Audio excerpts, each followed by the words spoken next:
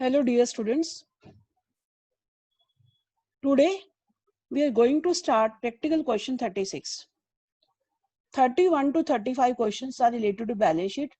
These questions we will do later on. बाद में करेंगे ये वाले questions सब. आज मैं करवा रही हूँ आपको 36 practical question. I am going to read the statement for this question. A. Who holds 200 shares of 100 each has paid only 25 per share as application money. यहाँ पर आपको ये दिया हुआ है ए इज द पर्सन, यानी ए पर्सन है, you right ए, जिसके पास 200 शेयर्स है. उसने सिर्फ एप्लीकेशन का पैसा ही दिया है और एप्लीकेशन अमाउंट है 25, यानी हमें बाकी अभी अलॉटमेंट कॉल के बारे में कुछ नहीं दिया हुआ. सो इतना मेंशन है कि ए जिसके पास 200 शेयर्स हैं उसने एप्लीकेशन का पैसा दिया है और एप्लीकेशन का पैसा कितना है 25 रुपीज, यानी ए ने 200 शेयर पे 25 रुपीज पे कर दिए. हम अपने आप इसकी स्टेटमेंट इस तरह से बनाते जाएंगे. Next sentence. B. Who holds 300 shares of rupees 100 each has paid rupees 25 per share on application and rupees 30 per share on allotment. यानी बी जिसके पास कितने शेयर्स हैं, एक लाइन छोड़ देना बेटा, इसमें कितने शेयर्स हैं उसके पास 300 शेयर्स हैं. उसे एप्लीकेशन दे दी, यानी एप्लीकेशन तो 25 है ही है हमारे पास, और क्या दिया उसने, अलॉटमेंट भी दे दिया. अलॉटमेंट कितना है 30 रुपीज. तो यहाँ पर इस पार्ट में हमें अलॉटमेंट भी दिया हुआ है, तो अलॉटमेंट हम अपने आप ही ऊपर लिख देंगे अमाउंट 30, ये 30 रुपीज इसने पे कर दिए. उसके बाद क्या दिया हुआ है C. C who holds 400 shares of rupees 100 each has paid rupees 25 per share on application, 30 per share on allotment and 20 per share on first call. यानी इसमें दिया हुआ है कि जो सी है जिसके पास कितने शेयर्स है, ये 300 थे, मैंने 220 लिख दी. सी जिसके पास कितने शेयर्स हैं 400 शेयर्स हैं, उसे एप्लीकेशन 25 दे दिया, 30 अलॉटमेंट दे दिया और फर्स्ट कॉल का भी 20 रुपीज पे कर दिया. फर्स्ट कॉल की अमाउंट अब लिख देंगे 20 रुपीज, ये भी पे कर दिया. इट मीन्स अब हमें क्वेश्चन में पता लग रहा है कि ए ने 200 पे कर दिया, इट मीन्स बाकी उसने पैसा पे नहीं किया होगा. बी ने 300 पे कर दिए, 300 शेयर्स पे एप्लीकेशन अलॉटमेंट पे कर दिया, तो इट मीन्स बाकी उसने पे नहीं किया होगा. तो ये स्टेटमेंट हमारी बन गई. उसके बाद है they fail to pay their arrears and the final call. यानी फाइनल कॉल किसने भी नहीं पे की, यानी फाइनल कॉल अब हमें खुद ही कैलकुलेट करनी पड़ेगी. 100 का एक शेयर है, तो यहाँ कितना बना 25, 30 और 25, 75 बन गया, तो बाकी कितना बच गया 25 रुपीज. तो ये 25 रुपीज जो फाइनल कॉल है वो किसी ने भी पे नहीं की, ना ए ने पे की, ना बी ने पे की, ना सी ने पे की, तीनों पे ही क्रॉस लगा देंगे. They fail to pay their shares and the final call and their shares are forfeited. इन तीनों के शेयर्स क्या हो गए, फॉरफिट हो गए. एंड रीइश्यूड एट रुपीज 95 पर शेयर. और रीइश्यू कैसे हो गए, फॉरफिटेड हो गए, रीइश्यूड एट 95 पर शेयर. अब हमें ये नहीं बताया कि यहाँ कितने वाला शेयर है. जब कुछ भी ना लिखा हो तो इट मीन्स जितने का शेयर था फेस वैल्यू वो हमें खुद ही कैलकुलेट लिखना होता है. 100 पेड अब खुद ही सपोज कर दें जितने का शेयर था 100 पेड वाला, 100 वाला शेयर 95 में रीइश्यू हुआ, तो 5 रुपीज जो डिस्काउंट है यहाँ पर जो लॉस है हम कहाँ से कवर करेंगे, फॉर फ्यूचर की अमाउंट से, जब हम फॉरफिट करेंगे. तो इस तरह से एक स्टेटमेंट आप फ्रेम कर लोगे, उसके बाद ये क्वेश्चन को सॉल्व करेंगे.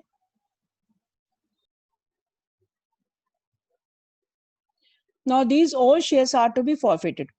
But in this question आपके पास ये स्टेटमेंट नहीं कितने शेयर्स इश्यू हो गए, यहाँ पर सिर्फ इतनी इंफॉर्मेशन गिवन है कि ये इतने शेयर्स को फॉरफिट करना है और इनको रीइश्यू करना है 95 में. ये सिर्फ नेसेसरी एंट्रीज कौन सी है, यहाँ पर एंट्रीज बनेंगी सिर्फ फॉरफिचर की एक एंट्री आपके रीइश्यू की, और थर्ड एंट्री जो हमें अपने आप ही करनी होती है. अगर आपके पास फॉरफिचर का पैसा बच गया है तो उस पैसे को कहाँ ट्रांसफर किया जाता है, कैपिटल रिजर्व में. This is capital gain. इसे मैं वैसे ही अपनी तरफ से गिफ्ट एंट्री बोल देती हूँ, तो third entry is for gift. तो उस तरह से एंट्री करनी है हमें. Now pass the journal entries. The first entry आपके पास फॉरफिचर की आएगी, तो फॉरफिचर में क्या करेंगे, share capital account debit. Date का कॉलम आपका ब्लैक जाएगा, date is not given to you, share capital account debit. 2 जो पैसा नहीं आया, कॉज इन एरियर। 2 जो पैसा आ गया, कितना आ गया, शेयर फॉरफीचर, उसे क्या बोलते हैं, शेयर फॉरफीचर अकाउंट। अब चेक करते हैं कितना पैसा नहीं आया और कितना आ गया, लेट्स चेक। अच्छा शेयर कैपिटल में तो लिख ही देते कितने शेयर फॉरफिट हुए, 900 मल्टीप्लाई शेयर कितने का, 100 का था, नहीं 90,000 तो हमें लिख ही देंगे। अब हमें ये चेक करना है कितना पैसा आया और कितना नहीं आया, लेट्स चेक। 200 शेयर पे कितना नहीं आया, 200 मल्टीप्लाई 30, 6,000।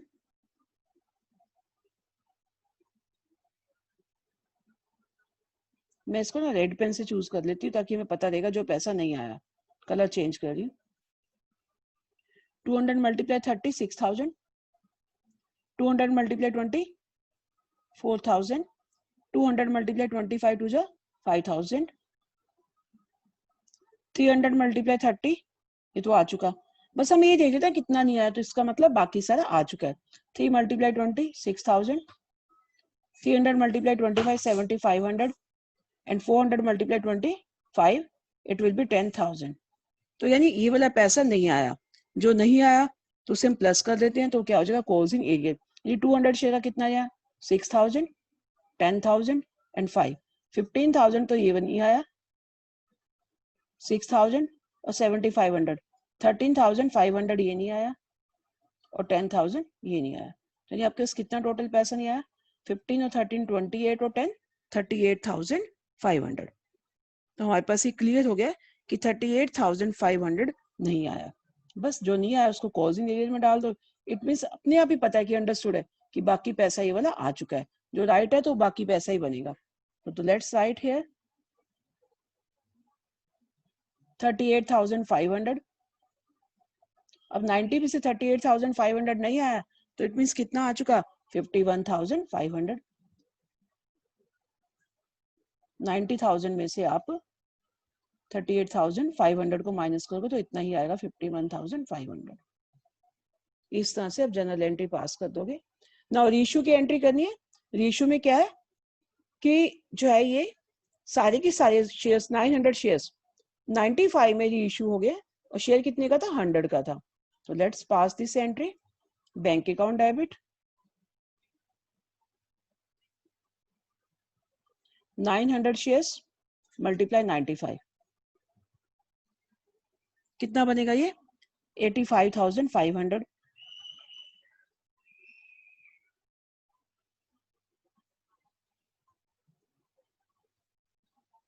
इसका मतलब जो पैसा लॉस है, शेयर कितने का था, टू शेयर कैपिटल, शेयर था कितने वाला, शेयर तो 100 वाला था ना, 100 वाला शेयर यानी 900 मल्टीप्लाई 100, 90,000 थे। 90,000 के बदले में कंपनी को कितना मिला, 85,500। इट मीन्स बाकी लॉस हो गया 5 रुपीज, 100 वाला 95 में हुआ, तो लॉस कहाँ से काटेंगे, फॉरफीचर से। तो हम यहाँ लिख देंगे शेयर कि जो पैसा ये आ चुका है, कि कोई भी कंपनी अपने शेयर्स फ्रेश डिस्काउंट पे रीइश्यू नहीं करती, या डिस्काउंट फ्रेश तो देती नहीं है, जो ऑलरेडी फॉरफिटेड शेयर का पैसा कंपनी के पास पड़ा है उसी पैसे में से रीइश्यू पे डिस्काउंट दिया जाता है। तो यानी उसी पैसे को यहाँ यूटिलाइज करेंगे, तो पैसा क्या है, शेयर फॉरफीचर अकाउंट। तो इट विल बी 9,5 या 4,500। तो इस तरह से पे एंट्री कर देंगे बस। अब नेक्स्ट एंट्री गिफ्ट एंट्री है। तो जो फॉरफीचर का पैसा बच गया, यहाँ पर सारे के सारे रीइश्यू है, तो जितना पैसा बचा फॉरफीचर अकाउंट डेबिट, उसे किस में कन्वर्ट कर दोगे, कैपिटल रिजर्व में। तो यहाँ पर कितना फॉरफीचर था, 51,500, उसमें से कितना रीइश्यू का लॉस हो गया, 4,500। तो बाकी कितना बच गया यहाँ पर, 47,000। तो 47,000 is the forfeiture amount which will be transferred to capital reserve. In this way, we will pass the journal entry for this question.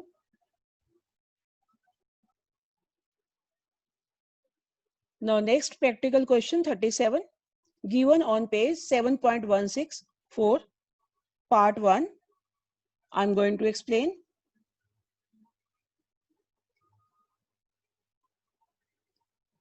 A Limited forfeited 100 shares of 10 each.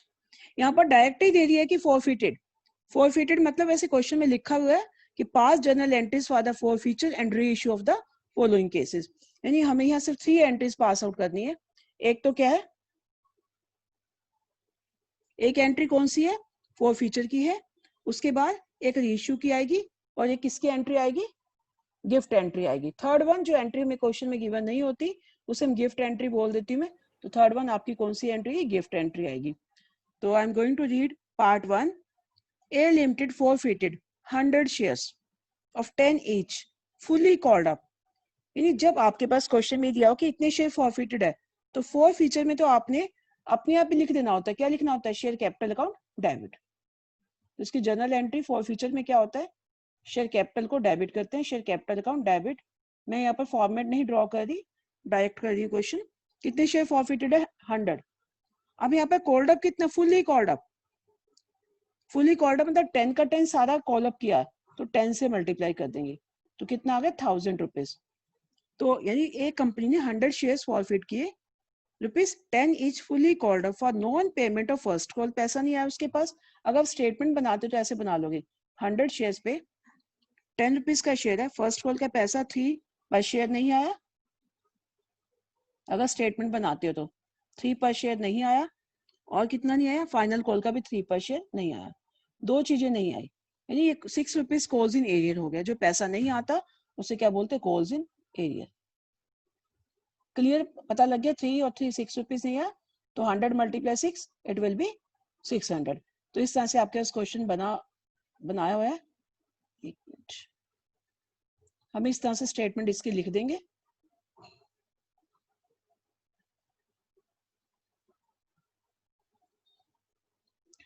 Hundred पे 6 रुपीज नहीं आए, calls in arrear हो गया, and all of these shares were reissued. सारे के सारे reissued है, fully paid up. Fully paid मतलब 10 वाला, फुली मतलब पेड का मतलब था कितने वाला, फुली लिखा है तो 10 वाला जितने का था, फॉर ₹10 पर शेयर। यानी इसको रीइश्यू भी कर दिया, आगे से 10 वाला 10 में ही कर दिया, reissue at the rate of 10। Fully paid up मतलब 10 वाला 10 में रीइश्यू कर दिया। This is a brief statement. तो आपके पास यहाँ पर शेयर कैपिटल अकाउंट डेबिट लिख दिया पहले आपने। जब भी फोर फीचर है तो शेयर कैपिटल को डेबिट करोगे, तो 100 शेयर्स सारे कॉल्ड अप है तो 10 से मल्टीप्लाई कर दो। यानी फोर फीचर की एंट्री में आपने ये जो ध्यान रखना, कितना पैसा कॉल्ड अप है, जितना कॉल्ड अप है उतने से ही आपने मल्टीप्लाई करना है। 2 जो पैसा नहीं है उसे क्या बोलोगे, कॉल्स इन एरियर। अब हमें ब्रीफ में पता लगी कि 3 और 3 6, 100 मल्टीप्लाई 6 कितना नहीं आया, 600 नहीं आया। इट मीन्स बाकी आ चुका है, तो उसे क्या बोलेंगे, to share forfeiture account. तो 1000 में से 600 नहीं आया, तो बाकी 400 आ चुका है। बस नेक्स्ट एंट्री किसकी आ जाएगी, रीइश्यू की। तो 10 में रीइश्यू हो गए सारे के सारे, तो बैंक अकाउंट डेबिट, यानी एट पार पे हुआ तो टू शेयर कैपिटल आएगा, कोई लॉस नहीं है तो सेम एंट्री आएगी। तो 100 मल्टीप्लाई 10 एंड 100 मल्टीप्लाई 10, ये 1000 वाला 1000 में ही चला गया, 1000 का शेयर था और 1000 में ही चला गया। तो इट मीन्स आपके पास ही 400, तो यानी कंपनी के पास ही 400 सारे ही बच गए। अब सारे के सारे कंपनी में से बच गया पैसा, तो कैपिटल से सेविंग हुई है, कैपिटल से बेनिफिट हुआ है, तो इसे किस में कन्वर्ट कर देंगे, कैपिटल रिजर्व में। तो थर्ड एंट्री आ जाएगी, share forfeiture account debit to capital reserve, 400 rupees. In this way, we will pass the entry for part 1.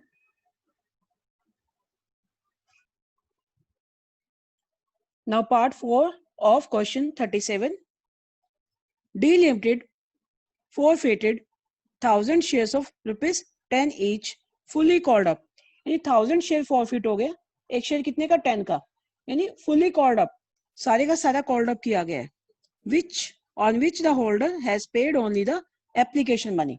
यहाँ पर ये दिया सिर्फ एप्लीकेशन मनी पे की है। अब यहाँ पर ये देखिए इतना पे किया है, जो पे किया उसे बोलते हैं फॉरफीचर, एप्लीकेशन मनी पे की है बस। अब पहले आपके पास प्रीवियस पार्ट में था कि ये पैसा नहीं आया, जो नहीं आया उसे कॉल्स इन एरियर बोलते हैं, और जो आ गया उसे क्या बोलेंगे, फॉरफीचर। यानी सिर्फ एप्लीकेशन मनी पेड की है, कितनी पे की है, एट द रेट ऑफ ₹3।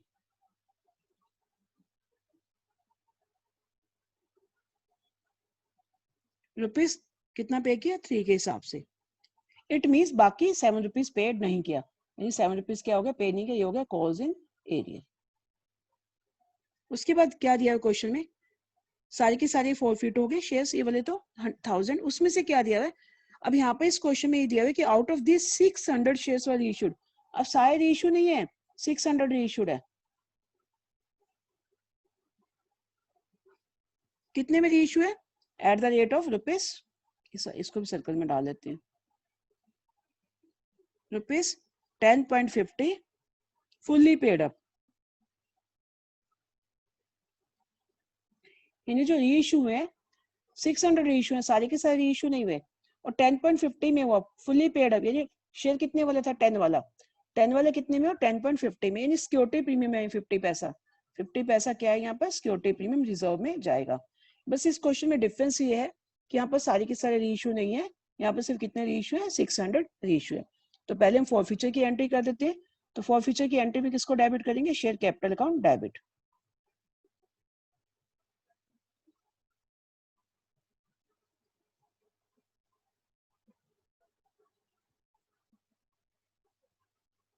कितने शेयर फॉरफिटेड है? 1000। एक शेयर कितने का कॉल्ड अप है? 10, तो 10,000 रुपीज आ जाएगा। 2, जो पैसा नहीं आया, amount not received, cause in arrear.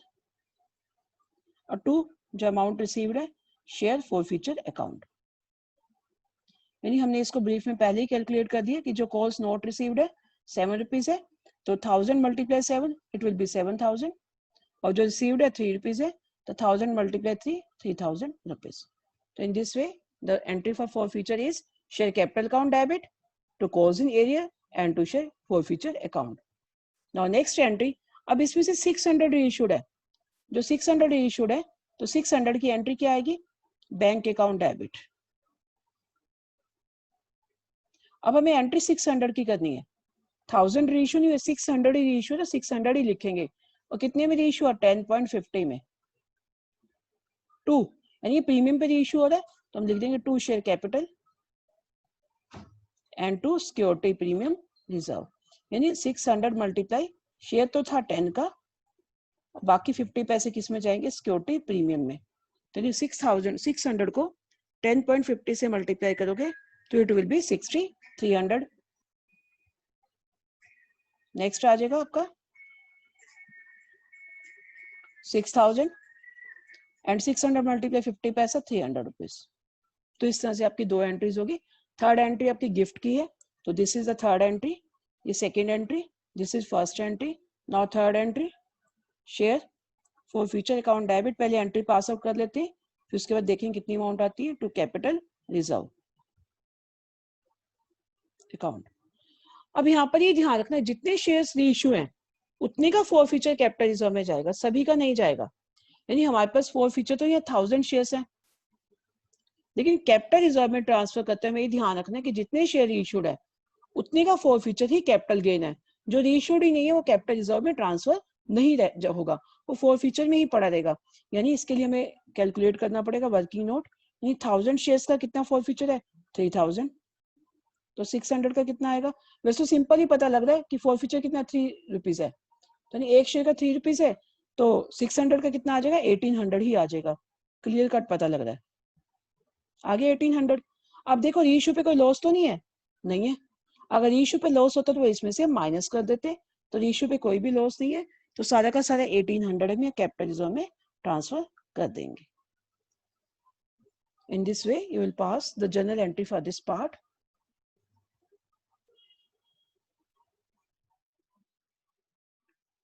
Thank you and have a nice day.